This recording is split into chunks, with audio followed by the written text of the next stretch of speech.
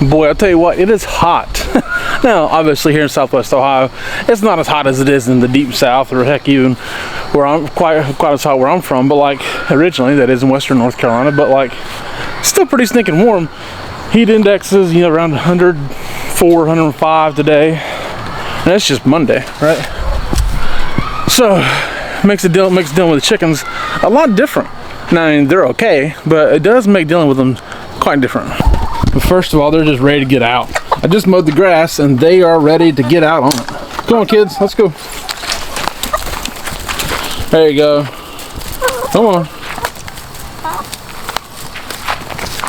Sweetness. What are you doing? What are you doing?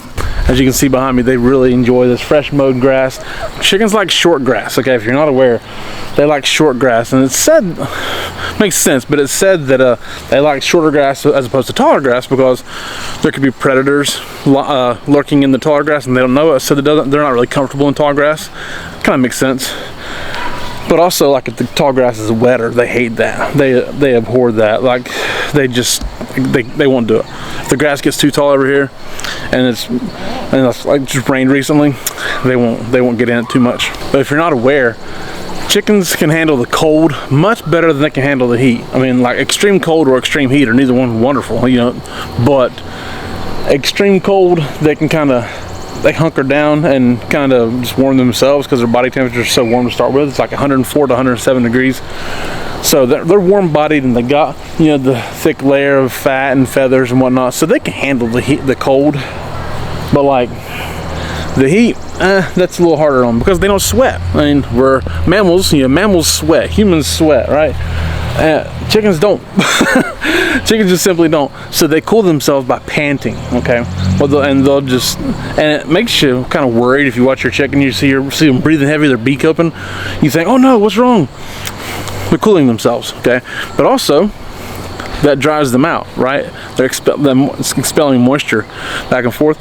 So you gotta make sure they stay hydrated in the heat. I mean, right now they certainly seem okay, but you know what? The shade's over. They've been in the heat all day, and they're just out in the cool grass. Huh, Sophia? Huh? You non-egg laying black copper Moran? You too, Bella. Non-egg laying black copper Moran. They're beautiful. They just don't lay eggs anymore. They're way too young for that. This girl right here handles the heat very well and the cold to be such a small little girl. Huh, Naomi? But she's camera shy. Run, Naomi. Are you camera shy? Yep. She's not. Huh, Leila? One thing you can kind of look to for chickens to handle the elements better are the short combs, like Naomi there, the brown one who was running from the camera. She has a very short, almost non-existent comb. Like, she almost has like a little horn, okay? But she's a whiting true blue. The only place you can find those is McMurray Hatchery. But because she has a small comb, she handles the cold well, and she also handles the heat well. I mean, the comb doesn't necessarily affect that, but her size helps with that. She's a small chicken, like around 4 or 5 pounds.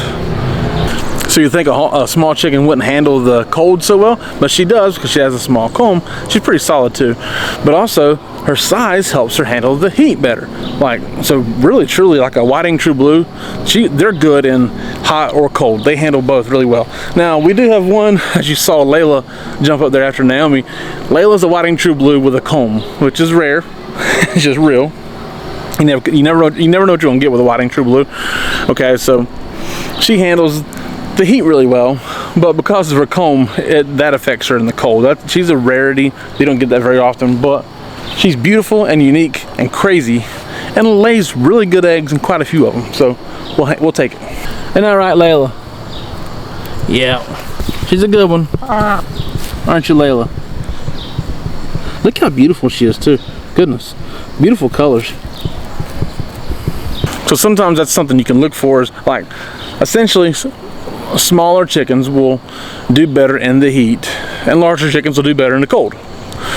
However, I mean, most American standard, large breed, heavy breed chickens do well in either, to be honest with you. You just got to take care of them, make sure they're hydrated, make sure that they're not out in the sun all the time, because that'll be hard on them. It just give them decent conditions, that's all. It's really not that difficult, but you need to make sure that you just pay a little extra care to them.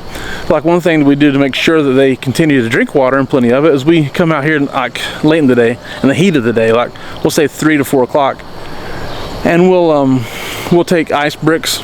Essentially, we make big blocks of ice and throwaway round storage containers that fit inside of our waterers, and we give them fresh water, which is necessary and encourages them to drink, but also we put the ice in there to cool it down even more, and they really love that. It makes them want to drink more, and it also helps regulate their body temperatures a little bit if they start to get a little too warm. That way we don't have baked chicken out in this chicken run.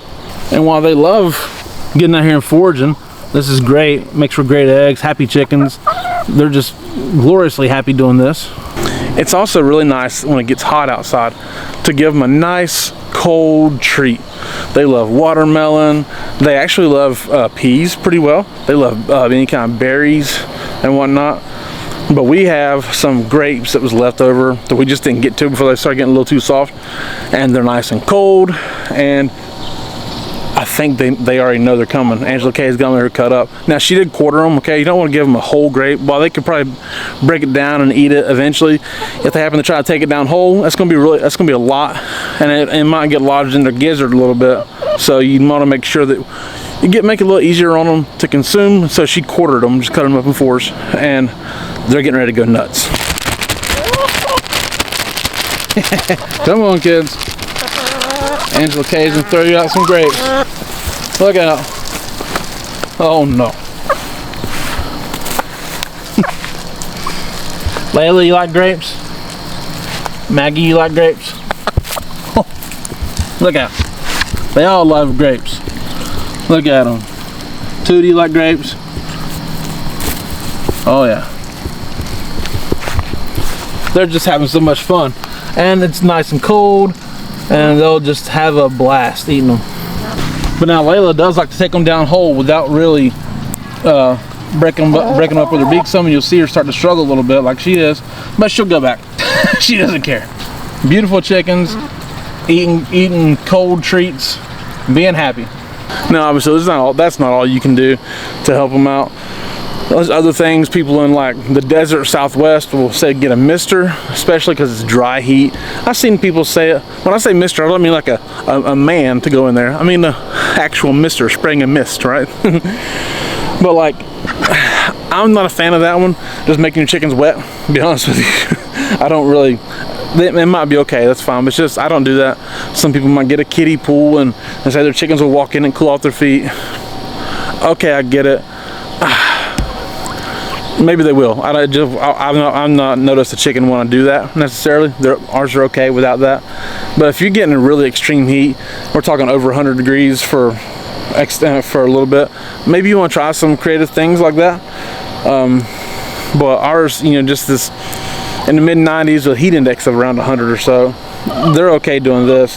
But also make sure they're in the shade. Like we have a shade cloth on top of our run down there. Let's see if we can get. There's a shade cloth on there. That really helps keep them off, keep the sun off of them. I mean, we have trees coming over top as well that helps the shade, but it just keeps it a little cooler. Make sure you got proper ventilation in your coop. That'll really help as well, because our coop's going to be warm tonight from the humidity and everything, but as long as there's ventilation there, airflow, it's going to be okay. If you have cold tomatoes, they'll enjoy the cold tomatoes. Any kind of cold fruit, to be honest with you. A common cold fruit they'll adore, and it just gives them a nice cold treat, gets them happy, makes them just gets them fired up, and kind of rejuvenates them. You girls already ate them all, hadn't you? Took you about 15 seconds, huh, Maggie? Huh, baby Jane, sweetness. Tootie. Hey, Tootie. So there it is. Take care of them chickens in the heat. Pay attention to them, but they're going to be okay. I promise you. Thank you guys so much for watching. I do appreciate it. My name is Jason. This is Art of Creation Homestead. We love y'all. God bless you and goodbye.